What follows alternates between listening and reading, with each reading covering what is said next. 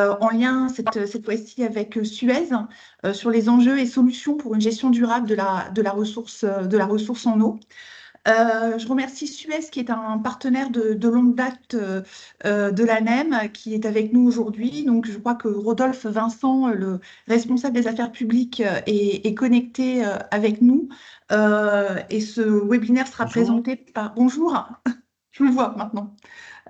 Et ce webinaire sera présenté par Émilie Schell, qui est responsable du développement Sud-Est, et Yves Bailly, qui est responsable technique et gestion des actifs pour la région Auvergne-Rhône-Alpes. Alors, on me dit que le son est faible, donc je vais essayer d'augmenter le volume chez moi. Peut-être que c'est chez moi que ça pose problème. J'espère que ça va mieux On entend très bien comme ici, en ça. fait. D'accord. Ouais, Euh, pareil, on bon, entend bah très très bien. écoutez. Donc bah, voilà, écoutez, monsieur le maire de Vivroche, je suis désolée.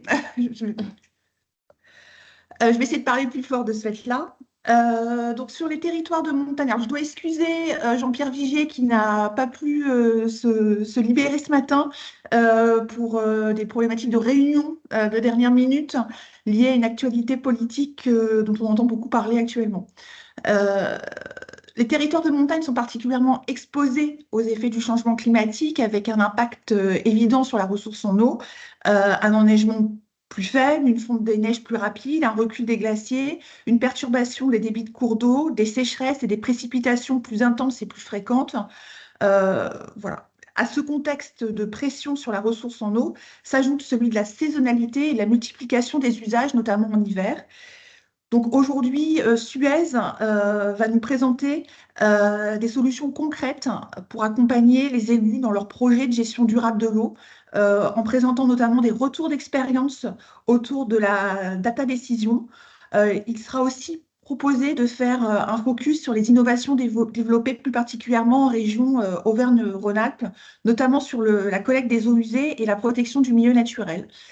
Je laisse donc la parole aux équipes de Suez pour commencer ce webinaire. N'hésitez pas à poser des questions, soit en levant la main, soit dans le chat. Bon webinaire à Parfait. tous. Merci. Eh ben, Vous merci m'entendez bien? beaucoup. C'est bon? Moi, je vous entends. Parfait. Merci Marie-Annick pour l'introduction et puis merci Dorothée pour l'invitation. Donc ravie d'être avec vous ce matin et de commencer la journée pour parler eau. Chez nous, on parle eau toute la journée, mais c'est vrai que ça fait plaisir du coup de parler avec vous en cette belle matinée d'eau. Donc rapidement. Donc Marie-Annick nous a présenté, donc vous aurez les slides de la présentation. Ce webinaire, je l'anime avec Yves et vous aurez Bonjour nos à tous. coordonnées sur cette slide. Voilà. On voulait vous parler gestion durable de la ressource en eau en 3 temps. Donc, vous partagez peut-être rapidement ce qu'on fait sur les territoires de montagne de façon générale, parce que vous verrez, on a un ancrage assez fort sur ces territoires. Faire un petit rappel un peu plus approfondi, mais déjà bien clair que Marie-Annick a pu faire en introduction sur le changement climatique et son impact sur la ressource en montagne, qu'est-ce que ça veut dire concrètement. Et puis, dans un troisième temps, la partie que vous attendez probablement le plus, ce sera donc Yves qui partagera les solutions adaptées pour une gestion durable de l'eau avec effectivement un focus notamment sur des solutions digitales. Alors, donc peut-être rappeler juste donc Suez, bon, j'imagine que la plupart d'entre vous nous connaissent, mais dans le monde, on est 40 000 collaborateurs, l'essentiel en France. On est un acteur engagé des services à l'environnement et pas uniquement dans l'eau et l'assainissement comme on va en parler aujourd'hui, mais également dans la collecte et dans la valorisation des déchets. Et nous, notre volonté auprès de nos clients, c'est d'être leurs partenaires, de les accompagner pour proposer des solutions circulaires et innovantes de préservation de la ressource. Donc, on est complètement aujourd'hui sur ce sujet-là avec ce webinaire sur la gestion de la ressource en eau. Peut-être dire aussi on est implanté sur la quasi-totalité des massifs en France. Alors là, vous avez une carte avec nos principales stations de ski sur lesquelles on opère. Naturellement, on ne réduit pas les territoires de montagne aux stations de ski et on intègre et on opère, on est aux côtés de l'ensemble des communes de montagne. Néanmoins, pour un souci de rendre cet ancrage visible, les communes de montagne sont particulièrement nombreuses, donc ça nous semblait être une bonne manière de le présenter. Donc, on opère une quarantaine de stations de ski, plus de la moitié en Auvergne-Rhône-Alpes et notamment sur les Alpes du Nord. Donc, euh, peut-être dire aussi que ça montre un ancrage territorial et cet ancrage territorial, c'est à la fois pour accompagner les collectivités dans leur transition environnementale, mais aussi on est sur de l'emploi, on est sur du service public essentiel avec des emplois locaux et non délocalisables. Et en fait, ça fait aussi de notre activité une activité qui contribue au développement économique et à l'emploi sur les territoires de montagne toute l'année. C'est qu'on est vraiment une activité qui a lieu toute l'année. Voilà. Alors j'entends un petit écho, mais c'est pas grave, c'est toujours un plaisir de s'écouter en stéréo. Euh, donc, ensuite, quand on parle plus précisément, le fait d'avoir cette présence sur les territoires de montagne nous a permis de développer une expertise spécifique montagne sur la gestion de la ressource en eau.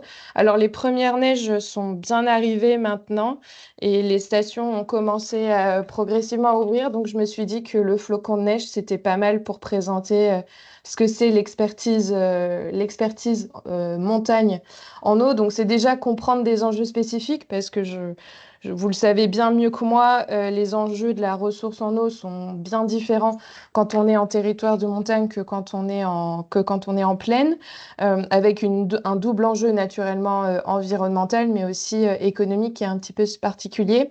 Et dans l'autre sens, on est en mesure aujourd'hui d'apporter de la connaissance, c'est ce que détaillera Yves tout à l'heure, parce qu'à force d'opérer sur ces territoires et d'arriver à collecter de la donnée, on est en mesure aussi de vous alimenter pour mieux comprendre les enjeux et le fonctionnement de la ressource en eau.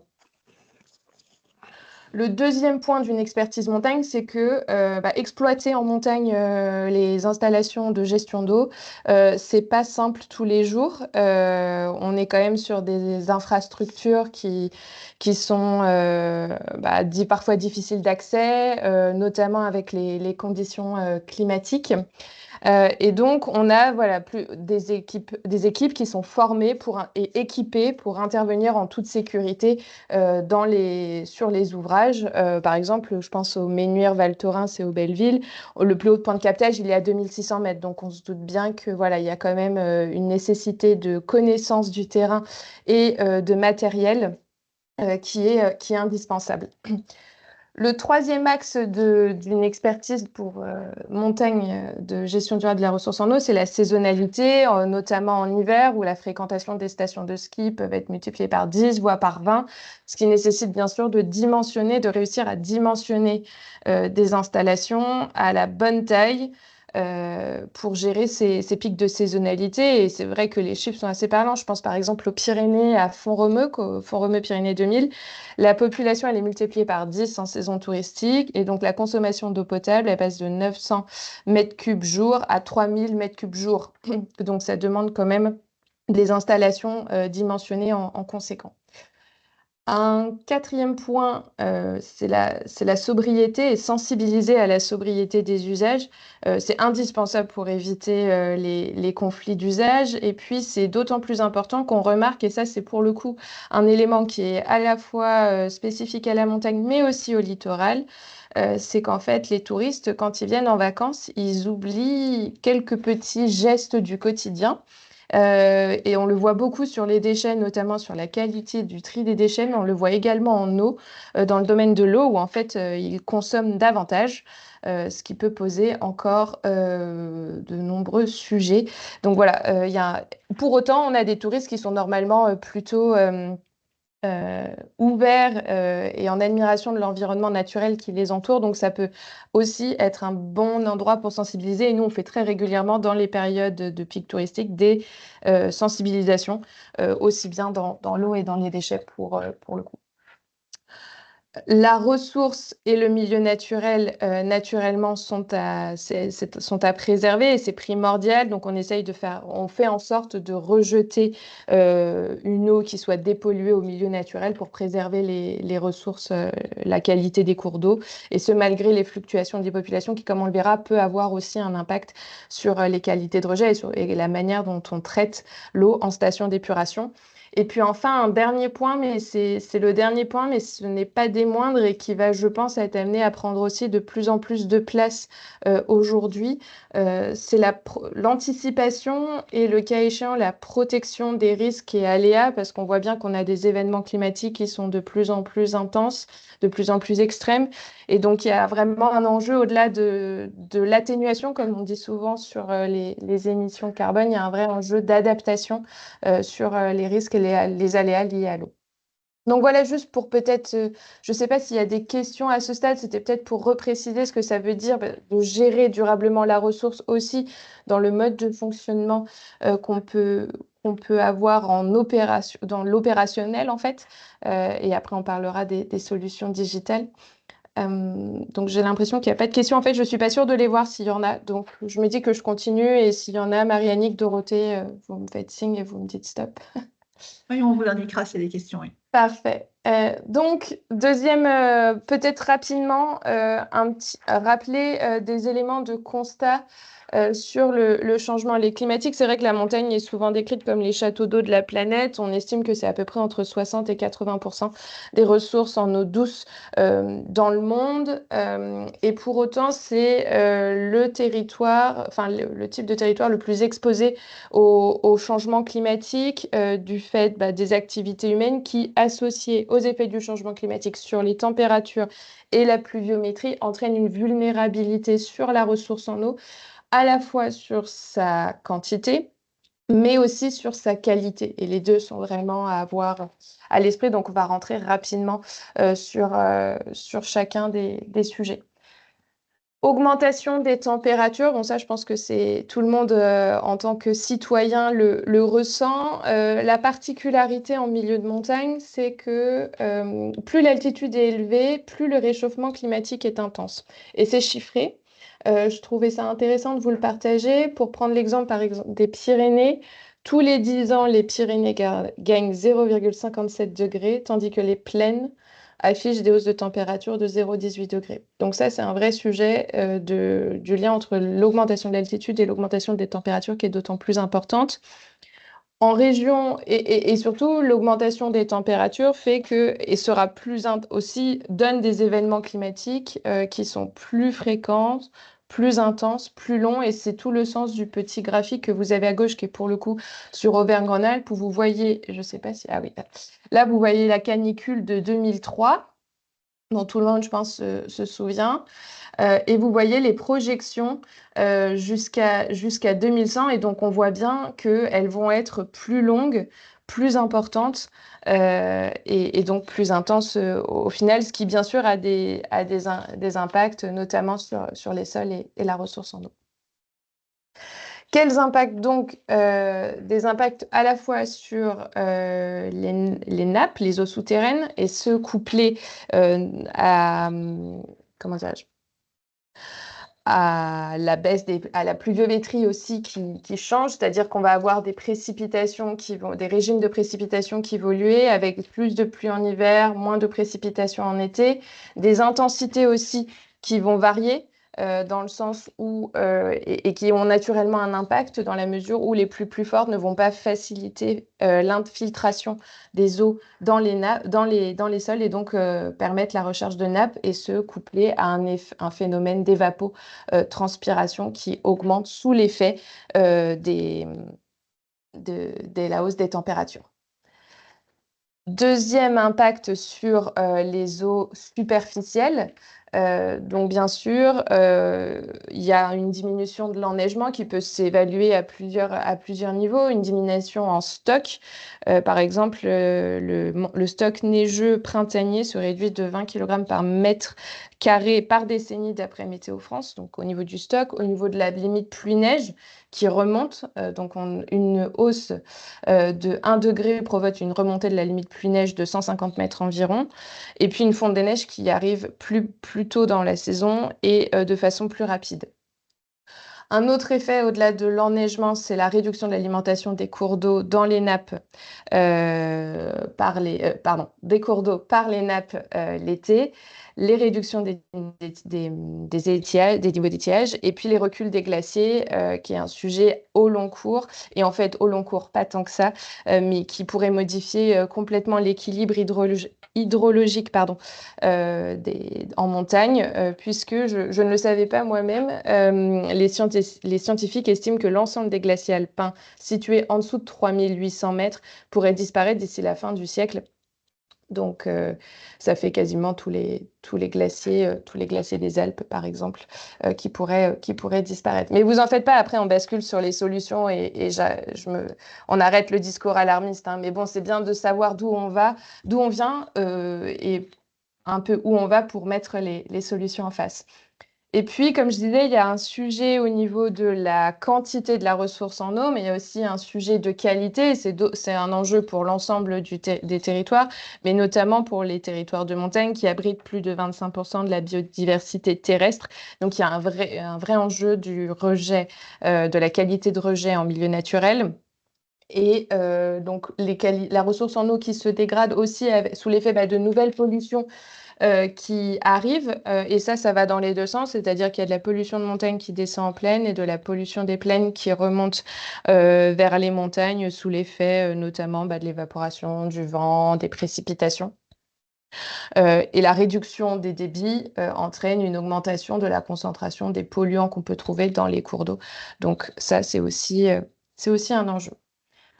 Et enfin, dernier point, sur les activités humaines qui exercent naturellement une pression sur la ressource en eau, parce qu'on a une multiplicité des usages aussi. Il y a d'une part une augmentation ponctuelle de la population, en période hivernale notamment, où le débit des eaux est au plus bas, mais aussi progressivement en été, et ce, avec des nouveaux besoins. On parle par exemple de l'enneigement artificiel pour compenser la baisse d'enneigement qu'on a vu juste avant, les nouvelles offres qu'on peut proposer dans une logique de diversification de l'offre touristique. Je pense à tout ce qui est thalassothérapie, par exemple, qui nécessite de l'eau. Il y a le sujet de l'agriculture, qu'il est indispensable de maintenir en montagne, maintenir l'agriculture, maintenir le pastoralisme. Et puis, pour certains endroits, la production d'électricité. Donc, on a une diversité d'usages avec une ressource limitée. Donc, ça soulève naturellement des enjeux pour mieux gérer la ressource en eau de façon durable, de sorte que l'ensemble des usages puissent être satisfaits et la qualité et la quantité de la ressource en eau préservée. Donc voilà, c'était un petit rappel, j'espère ne pas avoir été trop longue sur la partie constat, mais c'est important aussi de se remettre les idées bien en tête pour mieux comprendre les solutions que Yves va nous présenter juste maintenant. Et à disposition pour des questions juste après, si vous le souhaitez. Yves, je te passe les Oui, slides. oui, je vais maintenant vous présenter quelques solutions qu'on a mis en place, notamment sur des territoires de montagne, face à cette problématique de nécessité de s'adapter au changement climatique. On se base on s'appuie sur des outils experts qui nous permettent d'accompagner l'ensemble du cycle de l'eau, depuis la ressource en passant par les chaînes de pompage qui peuvent avoir de l'importance dans certaines zones de montagne, en passant bien évidemment par les réseaux de transport et de distribution d'eau, sans oublier ce qui se passe au niveau des usagers avec les compteurs d'eau et tous les services qu'on peut adapter autour.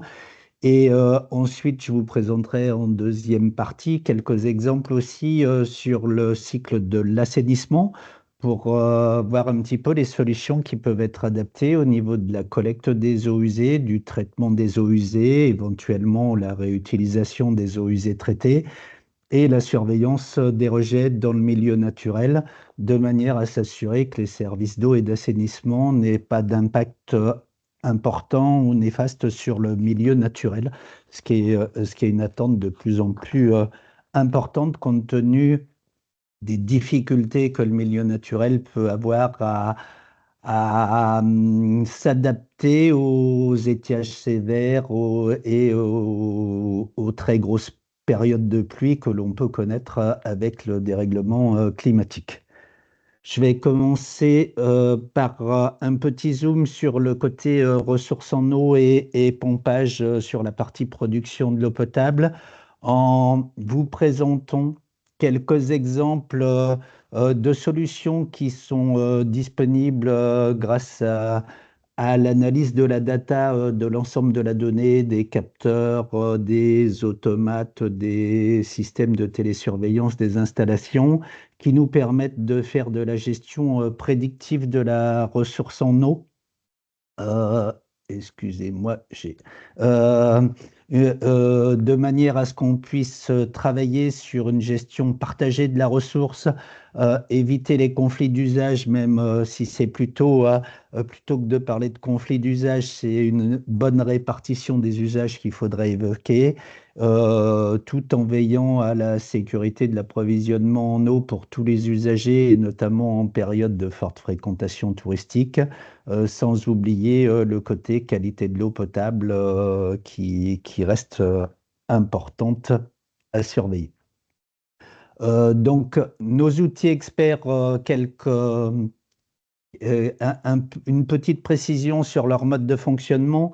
Nos modèles d'outils peuvent se connecter directement sur les installations et offrent un service d'aide à la décision aux exploitants ou aux élus, aux collectivités, en collectant l'ensemble de la data disponible, en la mettant en évidence en termes de pas de temps, mais aussi en se projetant dans le temps, on a une possibilité de prédiction des consommations d'eau et des différents usages sur la semaine à venir. Donc, on fait une prévision sur 7 jours et ensuite, les outils nous présentent cette projection sur les jours à venir et ensuite, ce qui s'est passé en temps réel en comparaison avec les prévisions d'outils, ce qui permet à ces outils de s'auto-alimenter et de s'améliorer dans le temps en rejouant les événements de manière à être le plus précis possible. Globalement, comment ça fonctionne? On va passer à la slide suivante, s'il te plaît. En fait, on utilise toutes les données qui proviennent de différents outils, de capteurs, des supervisions ou autres, pour alimenter cet outil et entraîner les modèles mathématiques qui permettent de faire des prévisions de ce qui va se passer sur les 7 jours à venir. Toutes les heures, voire toutes les demi-heures, l'outil recalcule les prévisions à venir et fait la comparaison avec ce qui se passe dans la réalité de manière à ce que le modèle soit au plus juste de la réalité. Tout ça est mis en forme et permet de définir des stratégies de fonctionnement des installations d'eau potable et propose donc des stratégies qui peuvent être mises en œuvre si on s'arrête à ce niveau-là de modèles d'aide à la décision. La mise en œuvre est décidée par les exploitants. J'ai un micro qui... Voilà, merci. La décision de quelle stratégie est mise en œuvre peut être à ce moment-là mise en œuvre directement par les exploitants ou la collectivité.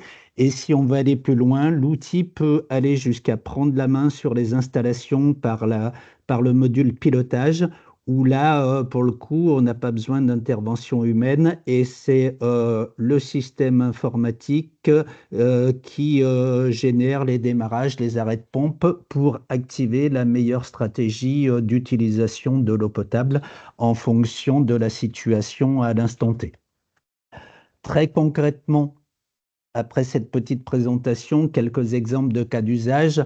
On avait mis en place un système d'aide à la décision sur les stations des Ménuires Val Thorens en 2017-2018, au moment où il y a eu la mise en place de débits réservés imposés à restituer au milieu naturel, et où il fallait apporter la preuve qu'on respectait bien les débits réservés qui doivent être restitués au milieu naturel avant même d'avoir prélevé de l'eau pour les besoins en eau potable, et sachant que l'eau qui restait disponible ensuite pouvait être pompée pour la production de neige de culture. Si tu veux bien passer, il doit y avoir une petite animation, on ne voit pas le Ouais. graphe, merci. Euh, voilà, donc en fait, le principe du fonctionnement qu'on a mis en place sur les Ménuires Val Thorens, c'était l'anticipation des usages de l'eau. Donc, bien évidemment, la ligne rouge que vous voyez sur le petit graphe, c'est le débit réservé minimal qu'il était obligatoire de restituer au milieu naturel depuis les ressources en eau. Donc, l'objectif était à minima de garder ce débit réservé. C'est les petits graphes en vert, la partie verte du bar graphe. Ensuite, on calculait les besoins en eau potable en fonction de la fréquentation touristique. Et à l'exemple des Ménuires Val Thorens, les prévisions de location des parkings de la station de Val Thorens permettent de définir la fréquentation touristique qui va être présente dans la semaine à venir, et ce qui nous permettait de définir précisément zone par zone entre Val Thorens, les Ménuires ou autres, les besoins prévisibles en eau potable en fonction de la fréquentation touristique. On peut alimenter l'outil de tout un tas de données externes.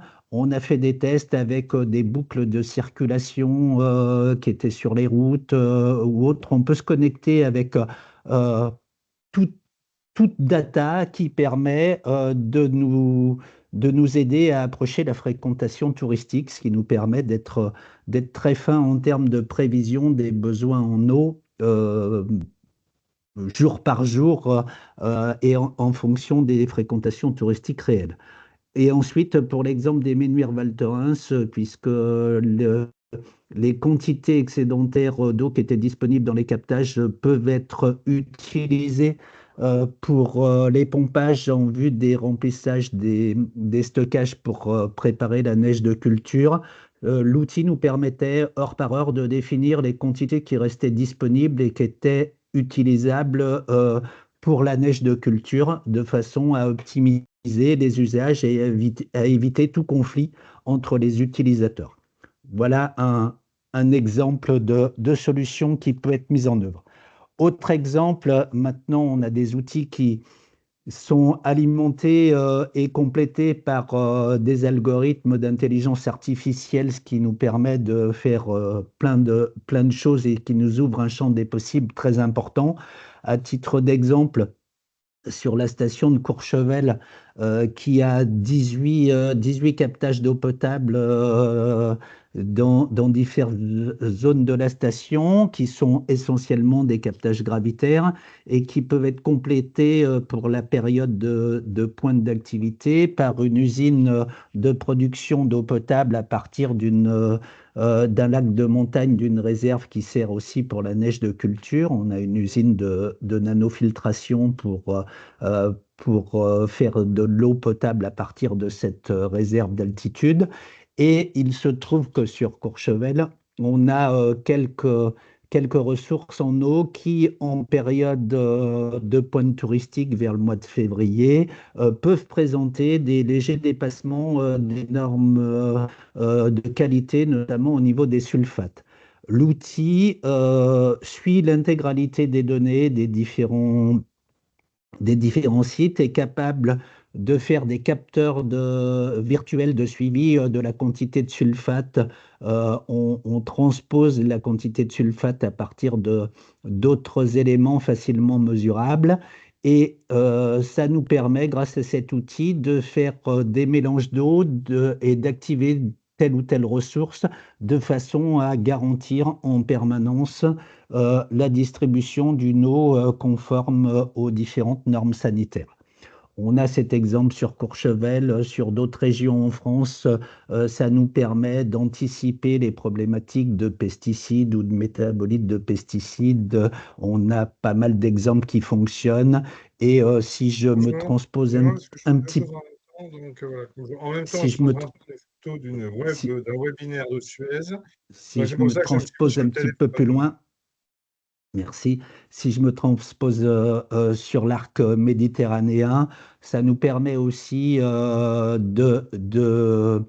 d'anticiper et de gérer les échanges d'eau d'une masse d'eau à une autre, de manière à préserver les nappes souterraines, éviter de trop pomper sur certaines nappes qui peuvent être sensibles, et notamment du côté de la Méditerranée pour éviter l'entrée d'eau salée dans les nappes d'eau douce si on prélevait trop d'eau dans certaines nappes.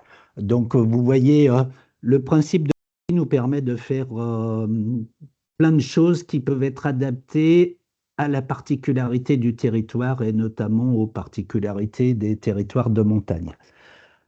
Euh, pour continuer, si tu veux bien passer à la slide suivante, pour pouvoir donner plus de visibilité euh, et accompagner le changement climatique, on a d'ailleurs un projet d'observatoire du cycle de l'eau dédié par bassin versant d'un territoire de montagne pour regrouper en un seul lieu toute la connaissance qu'on peut avoir à la fois sur les piézomètres, les captages d'eau potable, ce qui est prélevé, ce qui est restitué au milieu naturel, de manière à gérer au mieux les équilibres, économiser la ressource en eau, bien la partager entre les différents utilisateurs, préserver les milieux naturels, parce qu'il est aussi important de faire attention à ce que l'activité touristique n'ait pas d'impact sur le milieu naturel, sur les zones sensibles. Et le fait de regrouper l'intégralité des données sur un même outil, euh, sur une même vue d'aide à la décision pour les collectivités, permet en même temps de fédérer tous les utilisateurs des ressources en eau autour de la thématique de l'eau, de manière à ce que tout le monde se sente euh, concerné à leur échelle et travaille de manière collaborative, de façon à préserver les équilibres qui sont de plus en plus instables avec le changement climatique. Voilà quelques exemples au niveau de la partie ressources en eau et pompage. Je vais faire un zoom très rapide sur la partie distribution de l'eau, sans vous parler des solutions que l'on a pour rechercher les fuites sur les réseaux d'eau, qui sont des solutions déployées de plus en plus et de partout en France, mais en faisant plutôt un zoom sur l'accompagnement qui peut être fait au niveau des consommations des usagers grâce à la télérelève des compteurs d'eau. On a un grand nombre de contrats sur lesquels on a déployé de la télérelève, notamment en territoire de montagne. J'ai personnellement suivi les déploiements des deux Alpes et de l'Alpe d'Huez, puisque j'étais chef d'agence à l'époque sur ce territoire. Euh, on a déployé depuis plus de 10 ans, par exemple, sur les deux Alpes, la télérelève, et on a aujourd'hui un recul sur tous les champs des possibles et les services disponibles à partir des données transmises en temps réel par les compteurs télérelevés. Le principe des compteurs télérelevés, c'est d'avoir ce qui se passe toutes les minutes ou toutes les 5 minutes sur les compteurs, ce qui permet d'une part d'apporter des services aux usagers en pistant les fuites après compteur, en évitant des problématiques quand les logements sont inoccupés, puisque l'outil permet de gérer des alertes fuites au propriétaire si jamais il a une chasse d'eau qui s'est mise à s'écouler.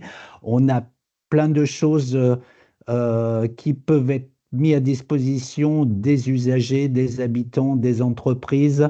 Euh, Cela permet aussi de facturer au réel des consommations, même si on n'a pas pu avoir accès au compteur d'eau qui est dans le logement, puisque on a de fait ce qui se passe à l'instant T sur tous les compteurs, y compris ceux qui sont à l'intérieur des logements, ce qui évite des conflits avec les propriétaires ou les occupants, de dire vous m'avez facturé une estimation d'eau, mais il n'y avait personne dans le logement, ce qui permet d'avoir un vrai suivi journalier des consommations et des évolutions, et ce qui nous permet de nous adapter au niveau des besoins, au niveau de la ressource en eau.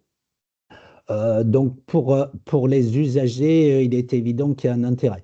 Pour les collectivités, ça nous permet d'avoir pas mal d'informations autour de ce qui se passe sur les services de l'eau, de pouvoir du coup voir zone par zone les consommations réelles, les besoins de renforcement des réseaux en fonction des consommations locales, etc.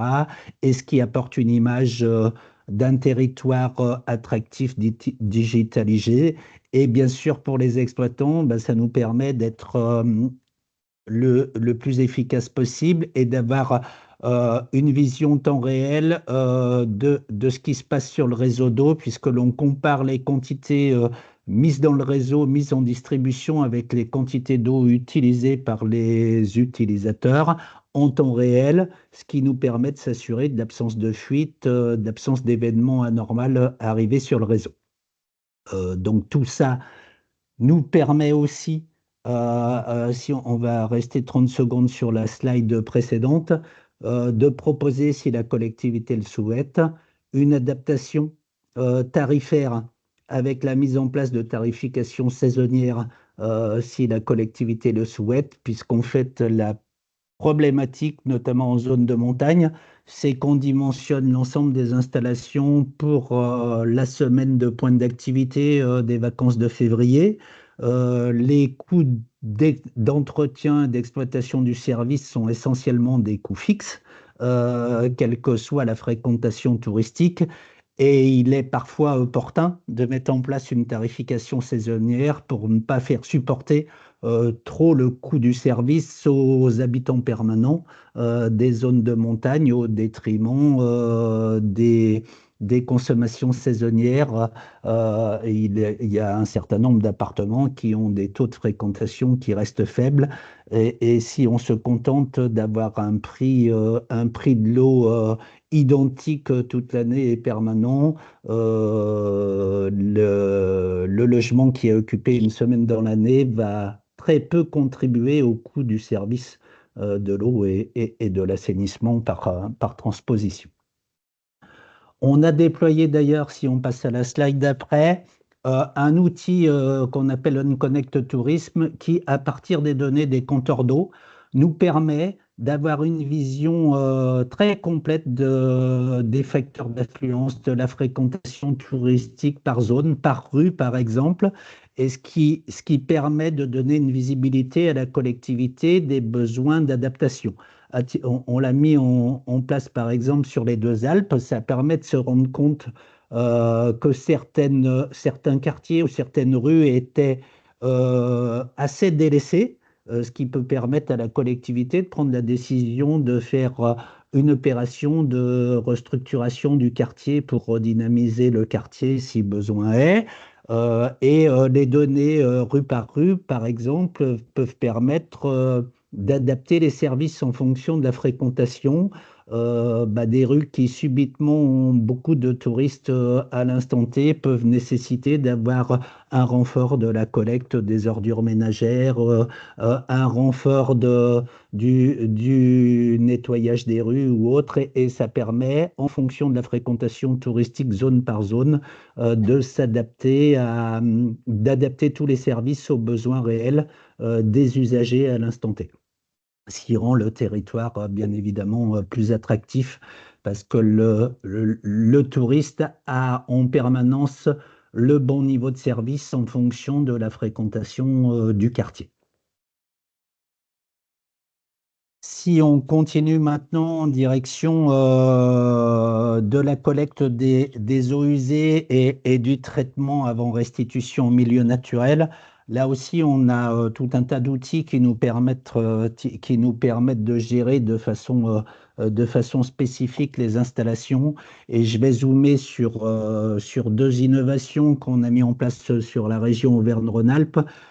C'est d'une part des capteurs d'intelligence artificielle de surveillance des points à risque de déversement sur le milieu naturel pour éviter tout impact sur le milieu. Et un deuxième service de stockage en ligne des eaux usées ou des eaux pluviales dans les infrastructures des réseaux d'assainissement grâce à des vannes autonomes qui sont mises en place dans les réseaux pour éviter justement des déversements au milieu naturel en période de forte pluviométrie ou de fonte des neiges, par exemple, en zone de montagne. Et on évoquera ensuite la réutilisation des eaux usées traitées. Le principe de nos capteurs, ce sont des capteurs qui se mettent directement dans les réseaux d'assainissement, dans les ouvrages ou dans les postes de relèvement et qui ont une intelligence artificielle embarquée qui permet de surveiller en continu, même si l'ouvrage est inaccessible sous 2 mètres de neige, ce qui se passe dans le réseau d'assainissement, par exemple au niveau d'un déversoir d'orage.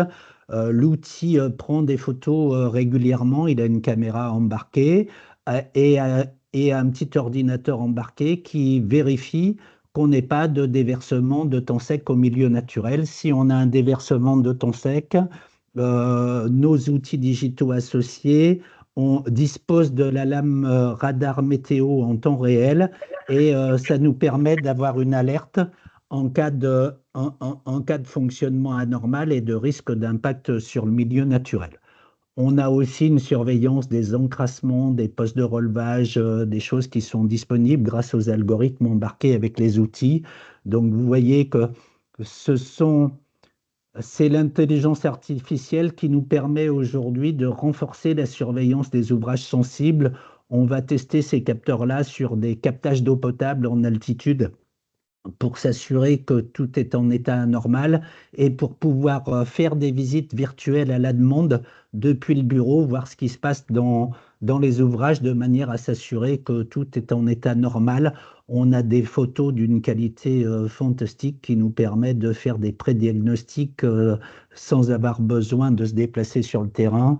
Et on a par exemple déployé 75 capteurs de ce type-là sur le territoire d'Arlisère autour de la région d'Albertville dans le cadre de nos engagements contractuels ce début d'année. Si je passe maintenant sur le côté gestion dynamique, et stockage en ligne dans les collecteurs d'assainissement. Avec le changement climatique, on a de plus en plus d'épisodes intenses de pluviométrie avec des risques d'inondation, des risques de débordement au milieu naturel. Et donc, l'objectif est d'utiliser les capacités de stockage des collecteurs pour réguler les quantités d'eau à acheminer jusqu'aux stations d'épuration et à traiter.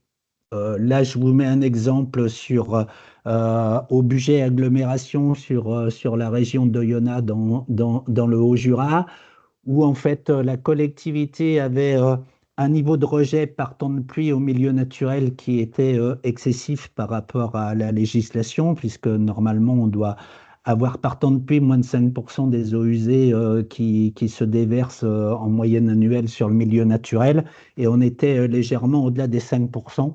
Et la collectivité devait mettre en place un bassin d'orage de 6000 m3 avec une difficulté de foncier à trouver pour implanter ce type de bassin et 10 millions d'euros de travaux à réaliser.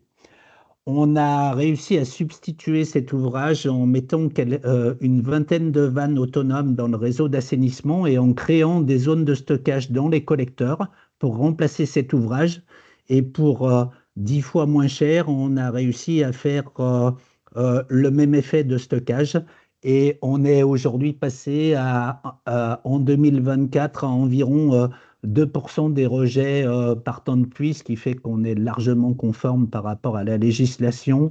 Et on est même déjà au niveau des quantités des quantités maximum conseillées dans le cadre de la nouvelle directive européenne qui vient d'être votée avec les objectifs d'ici 2040. Donc, ce sont des moyens pour limiter les investissements des collectivités tout en améliorant la qualité du service. Voilà quelques exemples de solutions concrètes que l'on a pu mettre en œuvre pour accompagner le changement climatique.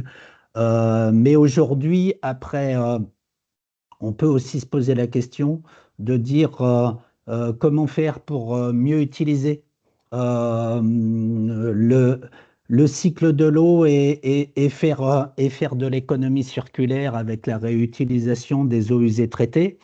Le plan eau du gouvernement qui a été annoncé l'an dernier avait pour objectif de passer en France de 1% de réutilisation d'eau usée traitée à 10% d'eau usée traitée et donc de développer 1000 projets de réutilisation d'eau non conventionnelle, sachant qu'à l'époque, il y avait 60 ou 70 installations de réutilisation d'eau usée traitée en fonctionnement en France.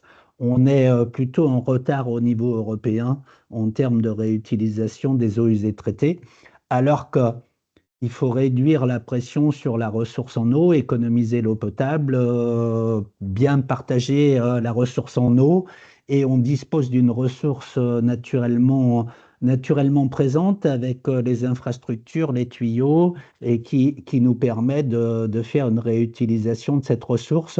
Donc, ça peut être une bonne idée de s'engager dans la réutilisation des eaux usées traitées. D'une part en termes d'image, en termes de gestion durable, de positionnement de la collectivité, mais aussi en termes de substitution au prélèvement, soit sur le milieu naturel, soit sur la ressource en eau, de manière à pouvoir redonner de la disponibilité au niveau de la ressource en eau pour d'autres usages. Il faut quand même faire attention sur le développement de la réutilisation des eaux usées traitées, de ne pas faire de réutilisation des eaux usées traitées aux endroits où les stations d'épuration participent au soutien d'étiage et alimentent le débit d'étiage des ruisseaux. Les services de l'État sont vigilants sur ces éléments-là et donc tous les sites ne vont pas être éligibles à une réutilisation des eaux usées traitées. Mais on a de nouvelles réglementations aujourd'hui qui nous permettent d'ouvrir un champ des possibles assez large. Si on peut passer à la slide d'après. À titre d'exemple, la législation aujourd'hui, on a 3 grands blocs de législation. La réglementation européenne pour l'irrigation agricole, et la France a pris un décret sur l'irrigation en fin d'année qui reproduit la réglementation européenne. La réglementation française pour l'arrosage des espaces verts qui a été alignée sur les qualités d'eau de l'irrigation agricole. Et tous les autres usages aujourd'hui sont possibles par la nouvelle réglementation de mars 2022 qui a été adaptée en 2023.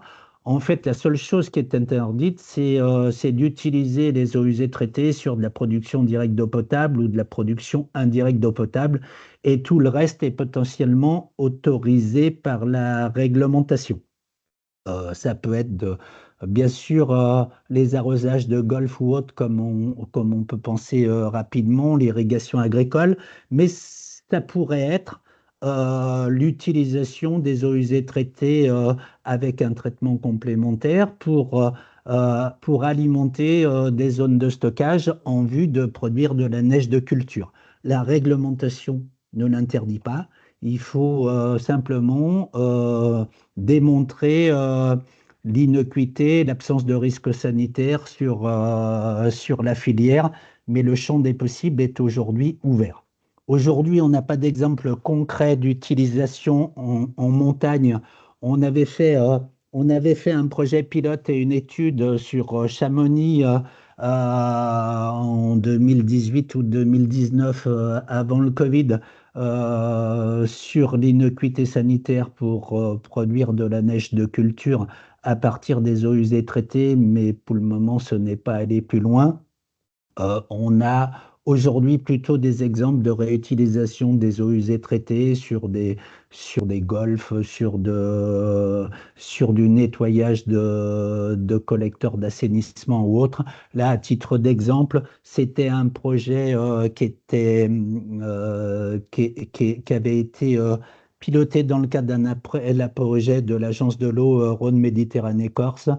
C'est l'arrosage du golfe du Cap d'Agde, qui permet d'économiser 240 000 mètres cubes d'eau par an, par substitution d'une ressource traditionnelle avec les eaux usées traitées. Techniquement, on sait traiter les eaux usées issues des stations d'épuration, on sait faire un traitement complémentaire pour faire des projets de réutilisation des eaux usées traitées. La technologie permet de faire sans difficulté du reuse. Euh, Après, il faut monter un dossier administratif et faire accepter le projet en fonction du contexte local. Aujourd'hui, c'est potentiellement le plus compliqué, notamment pour être très franc, pour la neige de culture, où il y a un a priori actuellement sur l'utilisation des eaux usées traitées pour la neige de culture, alors qu'on est capable d'avoir des eaux usées traitées qui ont un niveau sanitaire nettement plus sécurisé que les eaux brutes qui peuvent être utilisées pour produire de la neige de culture actuellement. Donc voilà quelques exemples de solutions qui sont transposables en zone de montagne. Et si vous avez des questions, on est à votre disposition.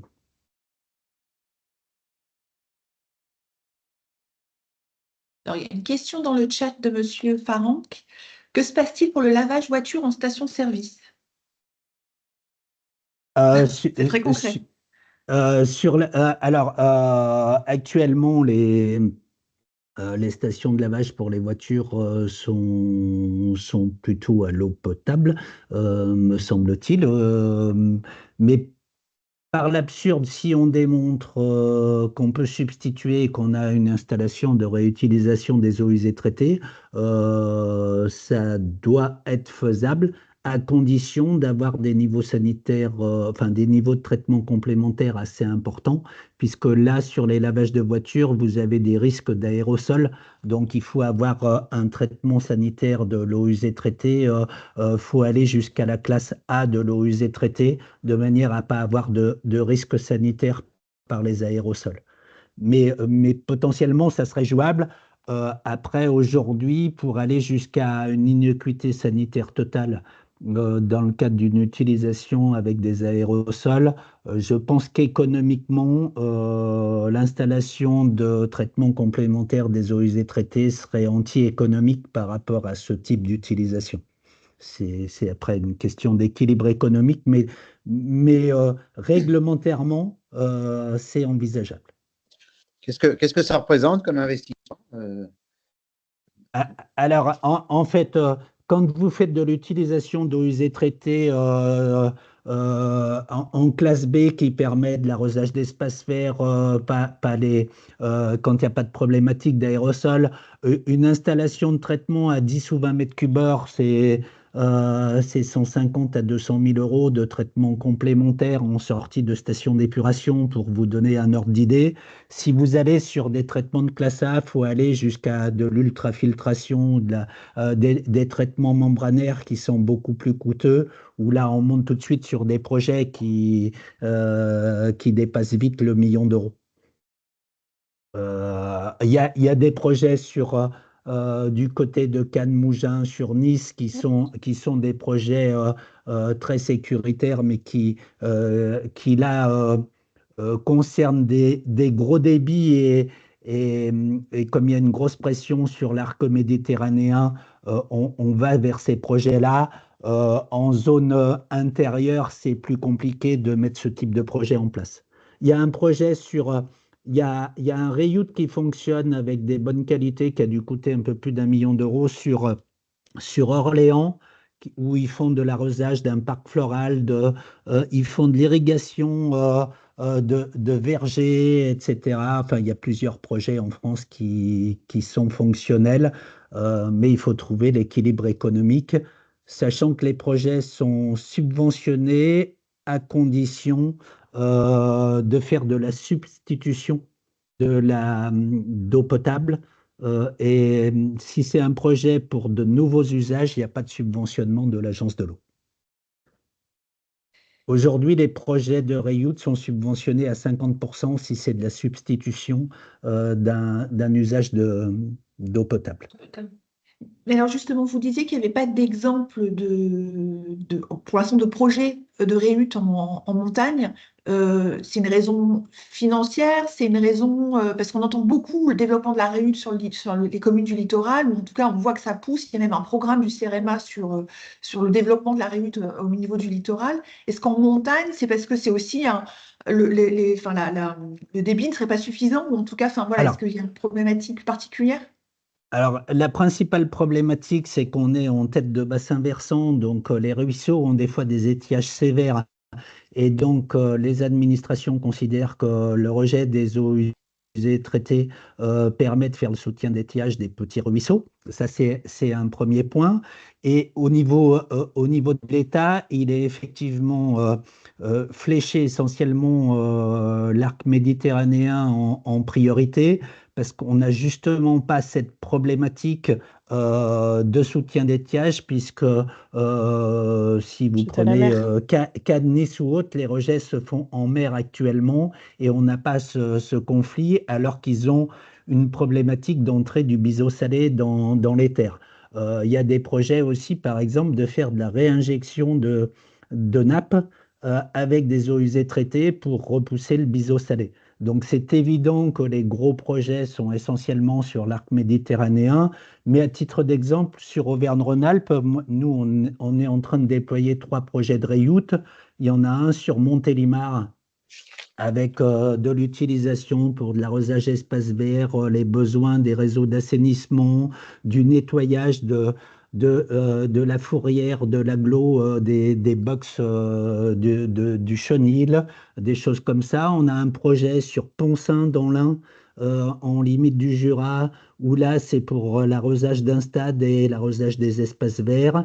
Et on a un projet dans le Beaujolais vers Anse pour des arrosages d'hiver et le nettoyage de la voirie intercommunale. En fait, il faut regarder les équilibres par rapport au milieu naturel pour dire si c'est faisable, mais on peut imaginer que dans certaines zones de montagne, c'est faisable, hein. Moi, je vous prends l'exemple de la station d'épuration des Ménuires qui a les eaux usées traitées qui sont injectées dans une prise d'eau pour aller vers une usine hydroélectrique, donc qui n'ont pas d'impact direct sur le Doron des Belleville, sur les débits d'étiage.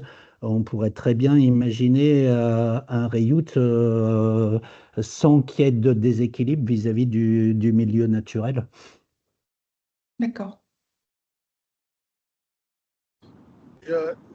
Monsieur Caron, je me suis absenté pendant un quart d'heure là sur le visio. Une petite question, vous avez eu des questions sur les retenues collinaires ou pas? Non, il n'y a pas eu de question. On n'a pas abordé cette question-là, très concrètement. Moi, Vous j'ai aviez une question. Oui, je vous en prie. Une question. Alors, je suis acteur de la montagne, j'avais des magasins de ski et tout. Et moi, je me suis toujours posé la question. On voit qu'on a de l'eau qui est stockée dans les Méditerranées, dans la mer, on ne sait pas quoi en faire. Et on a de plus en plus de précipitations d'eau en montagne, le réchauffement. Et j'arrive pas à comprendre qu'on soit contre les retenues collinaires. Au contraire, moi je pense que les retenues collinaires, on doit en faire beaucoup plus pour gérer les orages qui nous permettrait de gérer l'eau comme font les grands lacs de retenue au-dessus de Paris. Avant les grosses pluies, les inondations, ils vident et peuvent gérer les flux d'eau. Ça nous permettrait de stocker de l'eau pour l'été quand on en manque.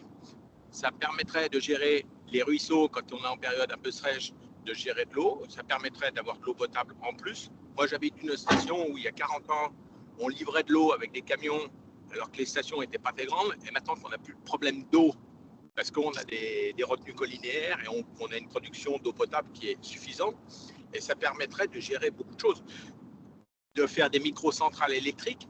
Et comme dirait l'autre, c'est les petits ruisseaux qui font les grandes rivières et c'est les petites retenues qui éviteraient peut-être certaines crues dans certaines régions. Oui, c'est le multi-usage de la retenue collinaire. Voilà. D'où l'intérêt d'être capable de présenter un maximum de données de ce qui se passe sur les différents ouvrages d'eau potable pour arriver à démontrer qu'on ne déséquilibre pas les équilibres naturels, effectivement, parce qu'en fait, aujourd'hui, il faut en permanence apporter preuve que l'on n'apporte pas de dysfonctionnement au milieu naturel. C'est notamment, par exemple, pour ça qu'on avait mis en place l'outil de partage des usages de l'eau sur les menhirs Val Thorens. C'était au moment où il y avait un projet de lac de montagne complémentaire, de réserve complémentaire sur Val Thorens, qui d'ailleurs sert aussi de réserve. Il y a une partie de la réserve qui est destinée à faire du stock pour l'eau potable en cas de besoin. Je suis d'accord avec vous, il faut trouver les bons équilibres, mais ensuite il y a j'allais dire, il y a le poids politique et aujourd'hui tous les projets sont contestés à droite ou à gauche, donc c'est effectivement pas très simple à mettre en place.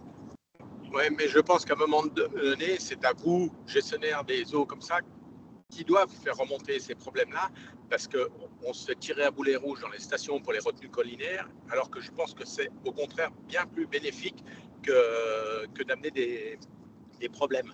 En plus, la neige de culture, on dit qu'on a de moins en moins de neige en montagne, ce qui est vrai, ça on ne peut pas le nier, il n'y a pas de discussion là-dessus. La neige, c'est quand même, quand elles font en fin de saison, c'est un réservoir d'eau potable naturelle. Ça veut dire qu'à un moment, quand on fait de la neige de culture, alors, il faut qu'elle soit faite dans les normes, c'est-à-dire qu'il n'y a pas d'adjuvant, de trucs comme ça c'est entièrement d'accord. Mais de la neige de culture qui est fabriquée, c'est de l'eau, de l'air et du froid. Le froid, on ne le fabrique pas. L'eau, on en a des fois trop. Alors, si on la stocke, ça nous permettrait d'en faire. Il n'y a que la consommation d'électrique. Et la consommation électrique, elle est quand même anecdotique par rapport aux gains financiers que peuvent récupérer les stations avec de la neige. Oui, puis à titre d'exemple, on est aussi capable de gérer les installations de pompage en fonction des prix horaires de l'énergie. On l'a déployé sur le Rhône pour le syndicat d'irrigation, mix d'irrigation du Rhône, qui gère tous les réseaux d'irrigation du Rhône. Et en fait, on a un outil qui pompe de l'eau quand l'énergie est surabondante sur le réseau d'énergie, voire à prix négatif, quitte à d'ailleurs déstocker et à pouvoir turbiner dans l'autre sens en période horaire où l'énergie est manquante. On peut faire plein de choses et les outils data que l'on a peuvent gérer ce type d'installation en fonction du prix horaire de l'énergie. C'est ce que font les Suisses à grande échelle. On le fait sur la région lyonnaise pour des installations d'irrigation. Voilà. Mais à un moment donné, je pense que c'est vous, les grosses entreprises qui gérez ça, vous devez le faire remonter au public, parce que le public est influencé, à l'heure actuelle, une grosse partie de la population est influencée par un système écologique qui est très négatif et nous tire à boulet rouge en montagne et nous montre du doigt que nous sommes des mauvais au niveau de l'écologie. Et je pense que c'est pas vrai, c'est un faux problème. Mais c'est les grosses entreprises comme vous qui devez faire remonter ces informations-là, que les retenues collinaires ne sont pas si négatives que ça, je pense. Parce que nous, on ne nous écoute pas en montagne. C'est collé. Merci. Je crois qu'il y a des questions. Oui. Ouais. On a la question de monsieur Larmangean. Merci. Guy. Merci, monsieur. Monsieur Caron. Pas de quoi. Oui, bonjour à toutes et à tous. Guy Larmangean, conseiller départemental dans l'Ain.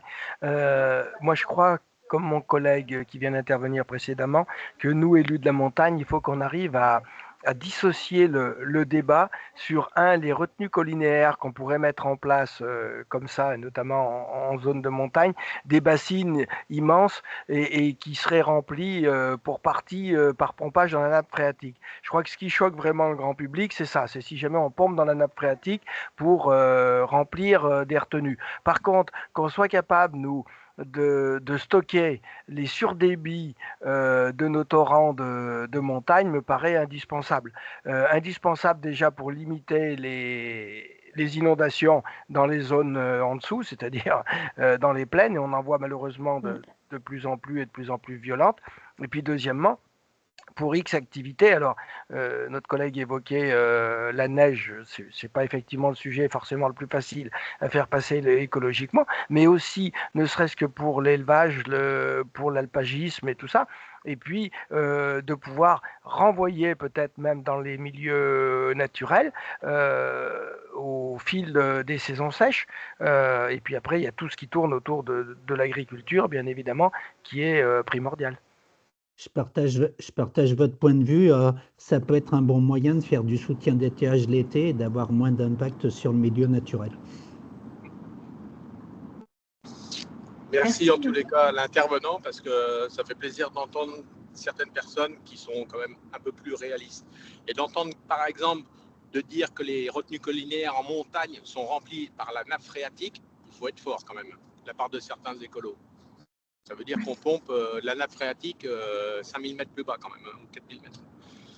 Oui, voilà. Moi, oui, je suis aussi d'accord, moi, Jean-François Farinck, avec ce que vient de dire monsieur le conseiller départemental Guy Larmangeat, qui fait une remarque très justifiée, très pertinente. Salut Jean-François, je n'avais pas vu que tu étais en visio. Bonjour. Oui. Heureux de te retrouver. Oui, pareillement. Je vois que monsieur, merci à vous. Je vois que monsieur Tonon a demandé la parole. Oui, vous m'entendez? Oui. Oui. Je n'ai pas testé le micro, ouais.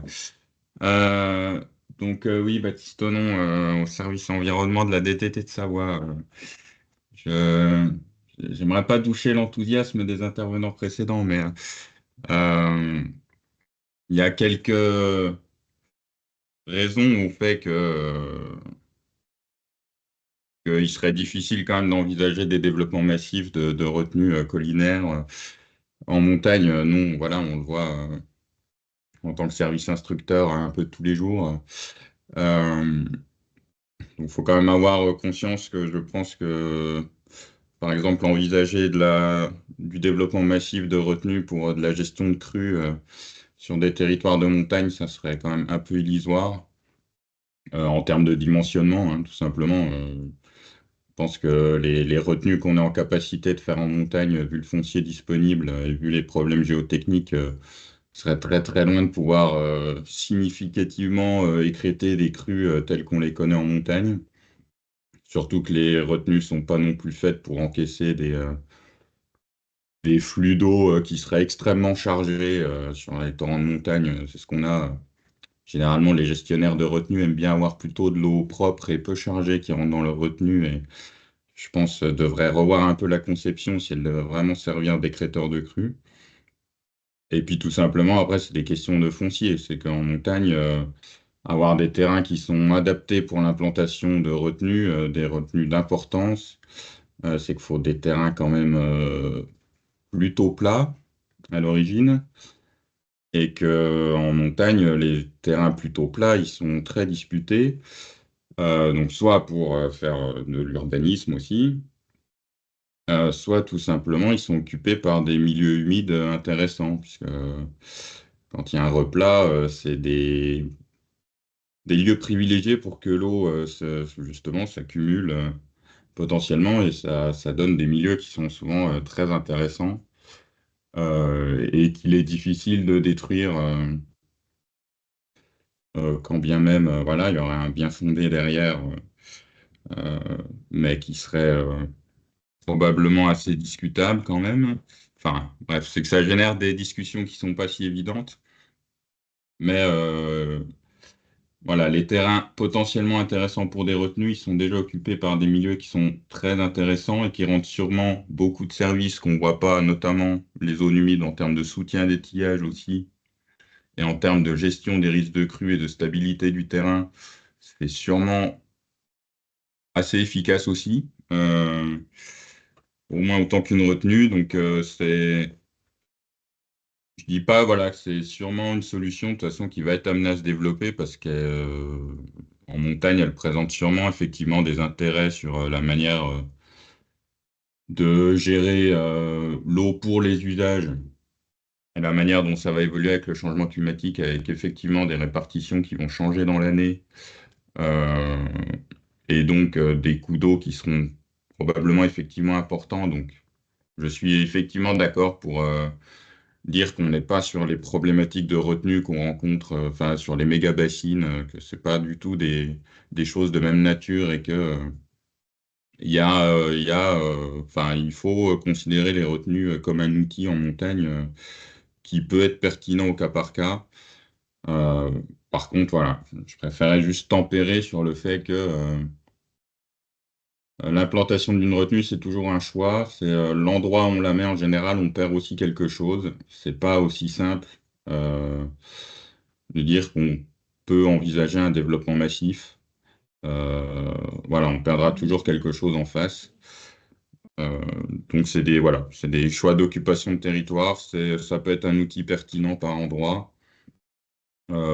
Pour faire de la gestion de crue ou du soutien d'étiage massif, je pense que là, c'est peut-être pas le bon outil. Il n'y aura jamais, enfin, voilà, on ne développera pas des ouvrages suffisamment importants en termes de volume pour vraiment atteindre ces objectifs de soutien d'étiage ou de gestion de crue qui ne sont déjà pas tellement le cas sur les très très très grosses retenues EDF qui existent aujourd'hui. Elles ne seraient même pas dimensionnées pour vraiment atteindre ces objectifs-là. Donc, des retenues 10 à 100 fois plus petites qui seraient développées en station.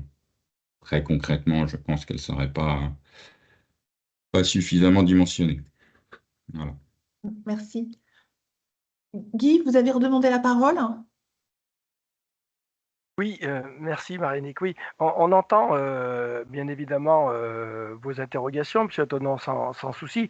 Mais d'abord, on n'a pas parlé de massif, hein, puisque le collègue qui s'était exprimé avant moi avait même dit les petits ruisseaux font les grandes rivières, donc on pourrait dire que les petites retenues peuvent aussi faire les grandes bassines. Et puis, il faut qu'on se mette tous autour de la table justement pour discuter de ces sujets. Et moi, je pense, Marie-Nick, que c'est le rôle de l'ANEM. C'est le rôle de l'ANEM justement d'ouvrir ce débat où on voit bien qu'il y a quand même, si ce n'est toutes les solutions, en tout cas une partie des solutions. Parce que ça fait 1 heure qu'on est ensemble, on ne peut pas rester les bras croisés puis se dire qu'on va continuer comme ça, parce que comme ça veut dire qu'on va dans le mur, quoi, hein. Je pense qu'on en est toutes et tous conscients, hein. Il faut voir ce qui s'est passé, regardez ce qui s'est passé en Espagne tout dernièrement. Enfin bon, on a des choses qui deviennent vraiment dramatiques. Alors on a d'un côté des afflux d'eau extrêmement importants, et puis d'un autre côté, on a des saisons où on en manque énormément. Donc il faudrait quand même qu'on arrive modestement, mais tous ensemble, en collaboration, dans la discussion, dans l'échange, et ben, à faire un petit peu en sorte qu'on continue pas à s'écarter des deux côtés, mais qu'au contraire, on arrive à trouver modestement, je le redis, hein, mais des solutions qui sont effectivement, vous le disiez, M. Tonon, à adapter en fonction des territoires, à adapter, mais c'est aussi tout ça le rôle des élus locaux qui connaissent bien leur territoire, qui connaissent aussi les tissus économiques associatifs de leur territoire. Et pour moi, l'ANEM est l'association chapeau fédératrice par excellence. Merci. Et pour conforter toujours M. Caron, c'est clair que il ne faut pas en faire massivement, mais il y a plein d'endroits où on peut en faire et que ça règle certains petits problèmes locaux. Voilà, c'est pas des massives. Et quand on dit qu'on enlève certaines choses, je suis entièrement d'accord. Mais moi, je peux vous dire qu'on en recrée d'autres choses. Moi, chez nous, c'est clair. On a des retenues collinaires, c'était des mares qui ont été agrandies.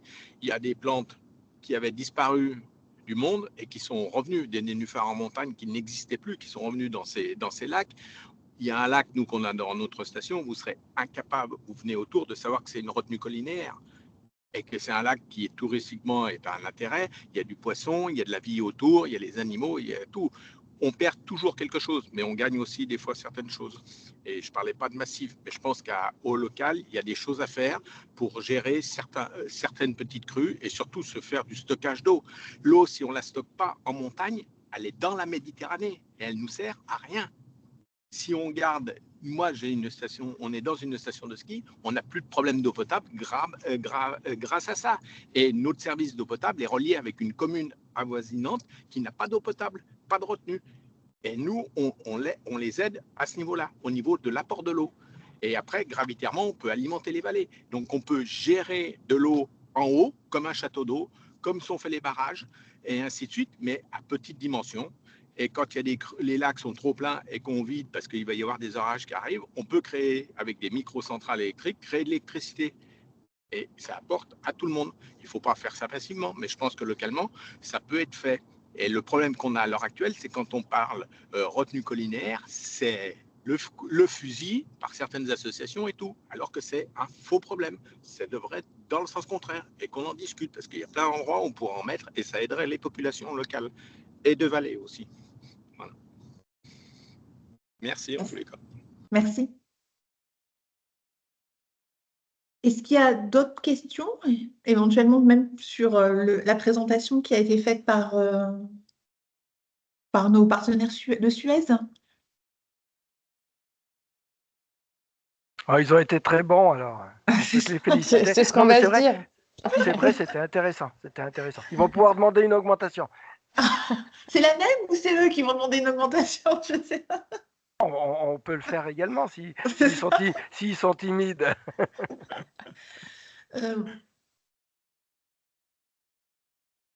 Écoutez, si c'est bon pour tout le monde, je ne vois pas dans le chat de questions par ailleurs. En tout cas, un grand merci.